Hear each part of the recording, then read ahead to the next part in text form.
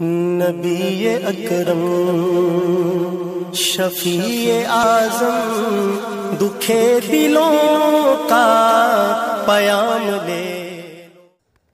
बिस्मिल्लाहिर्रहमानिर्रहीम नहमदुहु व नुसल्ली अला रसूलिहिल करीम अम्मा बाद। आज सुफ़ा ऑनलाइन कोर्सेज़ की तरफ से ज़कात कोर्स का 15वां सबक पेश किया जा रहा है। इस सबक को पेश करने से पहले तमाम सामीन से गुजारिश है कि जिन्होंने अब तक हमारे चैनल सुफ़ा पीके को सब्सक्राइब नहीं किया वो सब्सक्राइब कर लें और साथ ही बेल के बटन को दबाएं ताकि जब भी कोई नया सबक पेश किया जाए या नया कोर्स शुरू किया जाए तो आप तक उसकी इत्तला पहुंच सके। अब आते हैं सबक की तरफ।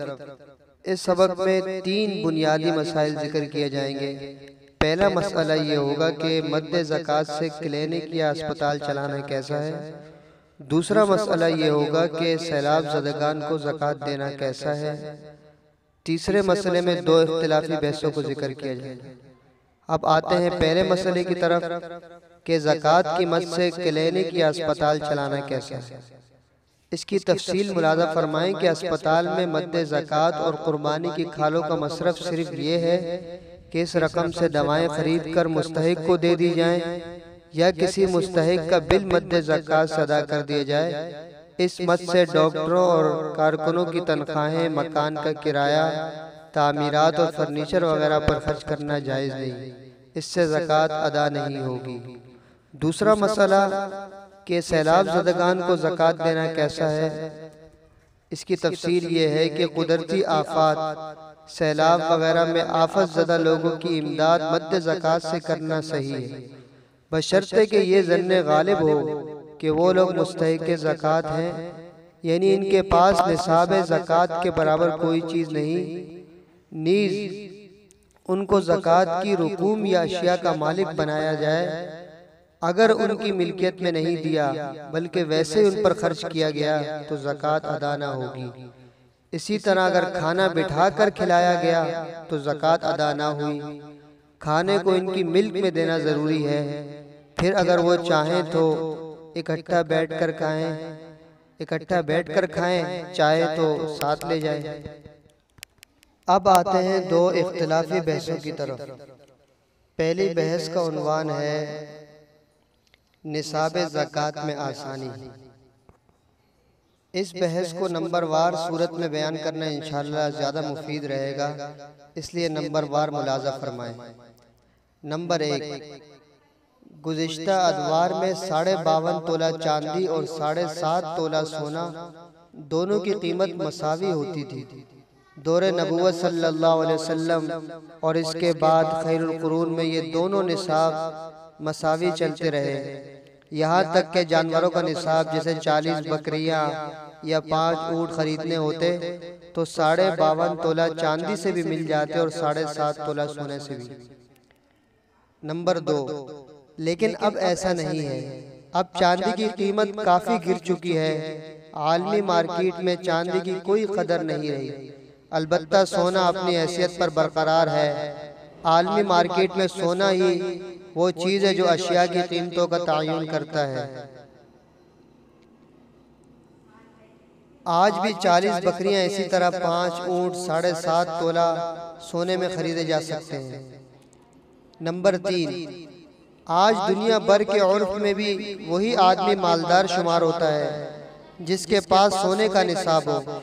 52.5 तोला चांदी या इसकी कीमत किसी के पास हो तो कोई उसे मालदार शुमार नहीं करता, बल्कि चांदी के निसाब से आजकल गरीब आदमी मिलना ही बहुत मुश्किल है, क्योंकि अमूमन लोगों के पास कुछ सोना और कुछ रुपया तो होता ही है और इसी तरह वो साहिब निसाब बन ही जाता है। शहरों में और इसी तरह खलीजी और यूरोपीय ममालिक में चांदी के निसाब के लिहाज से गरीबों को तलाश करना एक निहायत मुश्किल अमल है। नंबर 4, चांदी के निसाब को मयार बनाने की सूरत में बहुत से गरीब और मफलूकुल हाल लोगों पर ज़कात, फितरा और कुर्बानी का बोझ पड़ता है। वो बेचारे मुस्तहिक होते हैं लेकिन 40-50 हज़ार की जमा पूंजी की वजह से मुस्तहिक से निकलकर मालदारों में शामिल हो जाते हैं। 40,000 के मालिक एक गरीब शख्स ने ज़कात भी देनी है और इसी तरह कुर्बानी भी करनी है। कुर्बानी के लिए कम से कम 7 से 8,000 चाहिए। निसाब का चौथाई हिस्सा तो इसी में चला गया। एक गरीब के लिए 9-10 हज़ार की रकम सालाना निकालना बहुत ज़्यादा मुश्किल बात है। नंबर 5, इन्हीं बातों की वजह से दुनिया भर से मुहक्किक उलमा ने असर हाजिर के लिए सोने के निसाब को मेयार बनाने का फतवा देने की तजवीज़ दी है, जिनमें सरे फहरिस्त ये हैं: शेख अबू ज़ोहरा, शेख वहाबतुज़्ज़ुहैली, शेख यूसुफ अल-क़रज़ावी, मुफ्ती मोहम्मद साहब जामिअतुर रशीद कराची। नंबर 6, बाद हज़रात ने इस मुश्किल का हल ये तजवीज़ किया है कि साहिबैन यानी इमाम अबू यूसुफ, इमाम मोहम्मद रहमहुमुल्लाह के कौल पर फतवा दे दिया जाए। साहिबैन का मसला ये है कि कुछ चांदी कुछ सोना हो या कुछ रकम और कुछ सोना हो तो ज़म बिल अज्जा यानी वज़न के हिसाब से दोनों को जमा किया जाए, यानी सोने और चांदी के निसाबों में निस्बत देखकर हिसाब किया जाए। फार्मूला यह है कि 1 तोला सोना मसावी है 7 तोला चांदी के, 7.5 तोला सोना मसावी है 52.5 तोला चांदी के। मसलन 1 तोला सोना मौजूद है तो चांदी या इसकी कीमत 45.5 तोला होनी चाहिए, तब ज़कात वाजिब होगी, वरना नहीं। 2 तोला सोना है तो 38.5 तोला चांदी इसके साथ हो तो ज़कात वाजिब होगी, वरना नहीं, अला हाज़िल क़यास।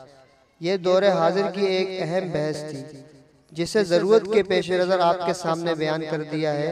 जहाँ तक बात है अमल की और फतवे की, तो वो आप अपने मुफ्तियान कराम जिनसे पूछ कर अमल करते हैं उनकी राय पर ही चलें। अब आते हैं दूसरी बहस की तरफ। इसका उन्वान है सादात और बनी हाशिम को ज़कात देने का क्या हुक्म। इसकी तफसील में जाते हैं। तफसील ये है कि आजकल के कस्मा पुरसी के हालात में, जबकि माल गनीमत और खुमुसुल खुमुस का कोई तसव्वुर नहीं और महंगाई और इफलास भी उरूज पर है, बहुत से उलमा फतवा दे रहे हैं कि सादात और बनी हाशिम को ज़कात देना जायज़ है। ये मौक़िफ़ अहनाफ में इमाम तहावी, अल्लामा अनवर शाह कश्मीरी, मौलाना मुजाहिदुल इस्लाम कासिमी, मौलाना खालिद सैफुल्लाह रहमानी, डॉक्टर वहाबतुज़्ज़ुहैली, अल्लामा यूसुफ अल-क़रज़ावी और मुफ्ती रज़ाउल हक साहब जनूबी अफ्रीका वाले का है।